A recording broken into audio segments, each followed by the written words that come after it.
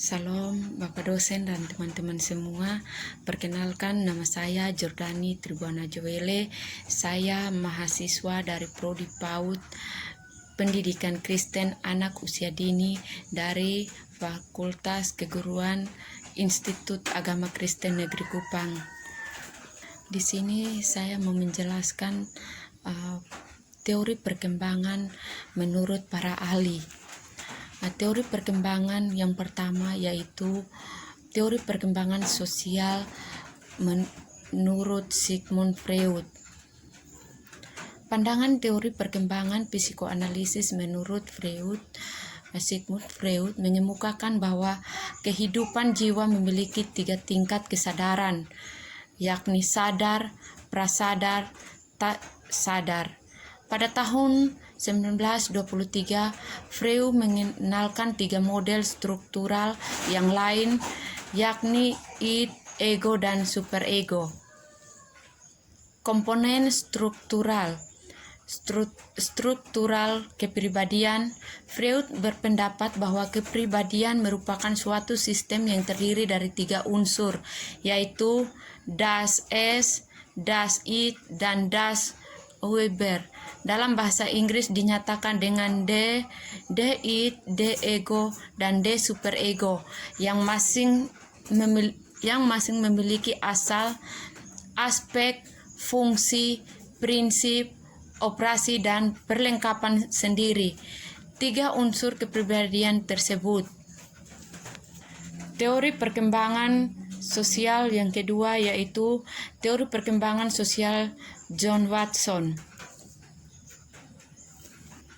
Pandangan utama John B. Watson, psikologi mempelajari stimulus dan respon, tidak mempercayai unsur herediter atau keturunan sebagai penentu perilaku. Dalam kerangka myth body mean body, pandangan Watson sederhana saja.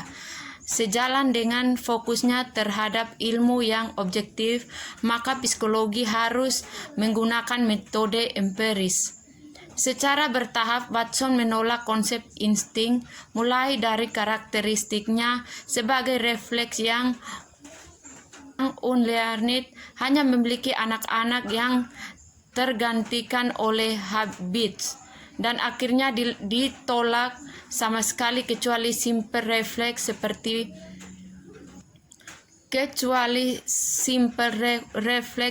bersin, merangkak, dan lain-lain.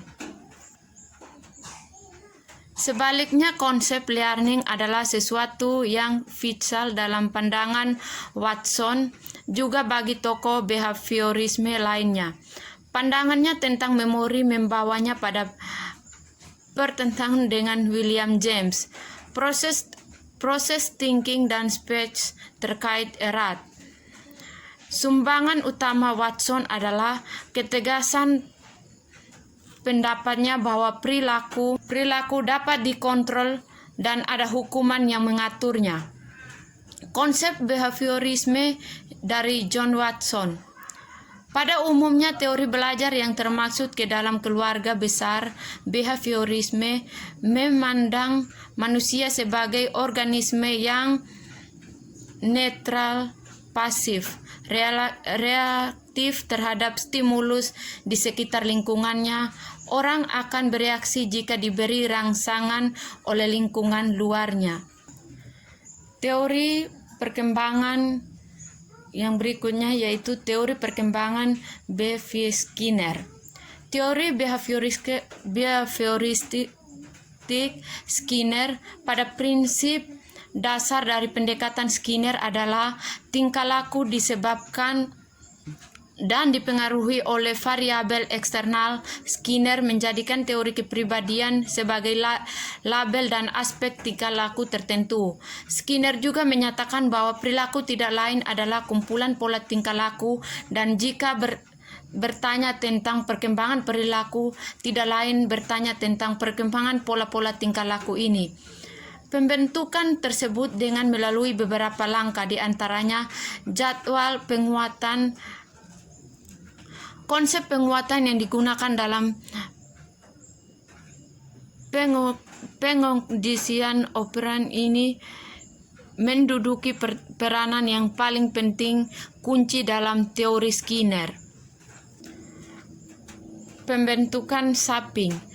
Pembentukan samping adalah pengubahan tingkah laku secara berangsur-angsur yang dilakukan menuju ke respon yang dikehendaki dan kemudian hanya memperkuat reproduksi yang lebih cermat dan tingkah laku yang dikehendaki. Modifikasi tingkah laku behavior modification. Sebutan untuk behavior modification adalah strategi untuk mengubah tingkah laku yang bermasalah. Cara kerja yang digunakan oleh Skinner dalam modifikasi tingkah laku adalah mengubah dan membentuk tingkah laku atau perilaku yang diinginkan. Berikut generasi dan diskrimisinasi.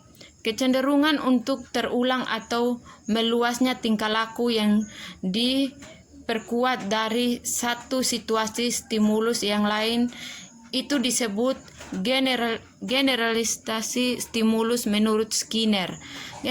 Generalisasi stimulus mempunyai arti penting bagi pembendaharaan dan integritas tingkah laku.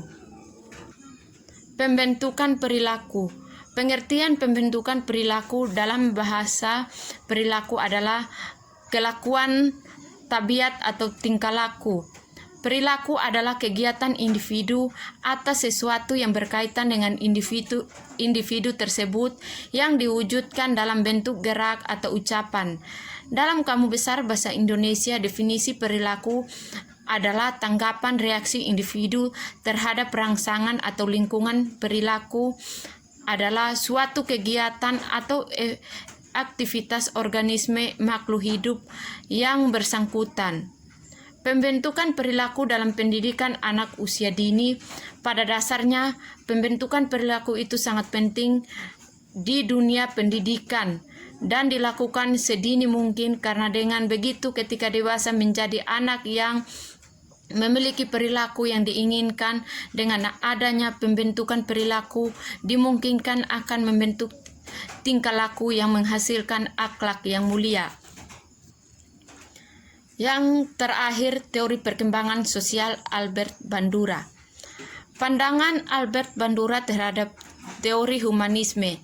Teori belajar sosial dikenakan oleh Albert Bandura menekankan pada komponen kognitif pada pikiran, pemahaman, dan evaluasi. Menurut Bandura, teori belajar sosial sering disebut sebagai jembatan antara teori behavioristik dan kognitistik karena meliputi perhatian, memori, dan motivasi. Bandura 1977. Teori belajar sosial menjelaskan bahwa perilaku manusia mempunyai interaksi timbal balik yang berkesinambungan antara kognitif, perilaku, dan pengaruh lingkungan.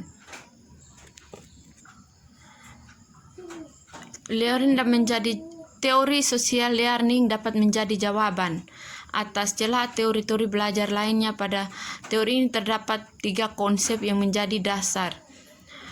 Manusia bisa belajar lewat observasi. Kondisi mental berperan penting dalam proses pembelajaran. Belajar sesuatu tidak menjamin perubahan perilaku. Menurut Albert Bandura dalam Ahmad 2012, sebagian besar perilaku manusia dipelajari secara observatif lewat modeling, sehingga dengan melihat bagaimana orang lain berperilaku, maka akan muncul konsep baru yang dipercaya menjadi cara bertindak yang tepat. Demikian penjelasan dari saya. Terima kasih. Salam.